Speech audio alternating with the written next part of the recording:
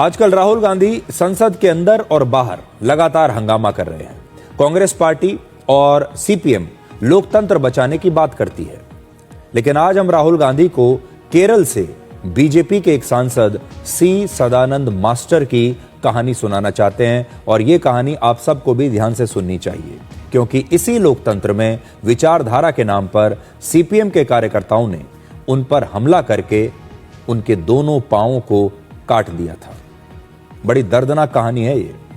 61 वर्ष के सदानंद मास्टर केरल में वर्षों से जारी राजनीतिक हिंसा का एक प्रत्यक्ष उदाहरण है, जिन्होंने इसकी कीमत बहुत बड़ी कीमत अपने दोनों पांव गंवा कर चुकाई है।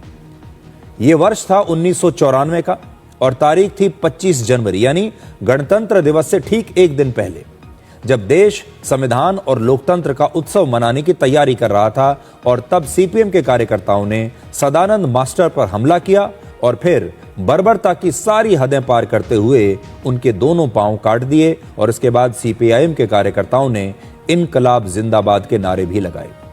सदानंद मास्टर की उम्र उस समय लगभग 30 साल की रही होगी, और जब यह हमला हुआ तब वो अपने घर लौट रहे थे। रास्ते में ही उन पर यह हमला हुआ और उनके दोनों पैर काट दिए गए। और इसके बाद से वो लगातार कृत्रिम पैर के जरिए चल रहे हैं। सदानंद मास्टर का अपराध सिर्फ इतना था कि उनकी विचारधारा कम्युनिस्टों से अलग थी और वो राष्ट्रीय स्वयंसेवक संघ यानी आरएसएस के साथ काम कर रहे थे। सोमवार यानी 2 फरवरी को राज्यसभा में सदानंद मास्टर ने खुद अपनी ये दर्दनाक कहानी सुनाई।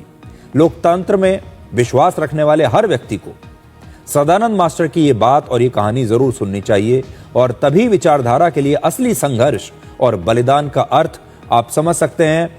इस राज्यसभा के एमपी को आप देखिए, जिन्होंने अपनी विचारधारा के लिए अपने दोनों पांव गंवा दिए। विपक्षी पार्टियां पूरे देश में आरएसएस और बीजेपी पर असहनशीलता, असहिष्णु होने का आरोप लगाती है, लेकिन सच यह है कि केरल में वर्षों से इस विचारधारा के खिलाफ बहुत ही योजनाबद्ध तरीके से एक प्रायोजित हिंसा चलती चली आ रही है। 1990 के दशक में केरल में आरएसएस और बीजेपी के कार्यकर्ताओं पर हमले तेज होने लगे थे, और 1995 के बाद इस हिंसा में और वृद्धि हुई। 2001 से 2017 के बीच आरएसएस और बीजेपी के 120 से ज्यादा कार्यकर्ताओं की हत्या हुई, और ये सारी राजनीतिक हत्याएं हैं। केरल का कन्नूर जिला राजनीतिक हत्याओं का एक हॉटस्पॉट बन चुका है, और सिर्फ इसी जिले में वर्ष 2000 से 2016 के बीच 69 राजनीतिक हत्याएं हुई, 69 लोगों की हत्या कर दी गई।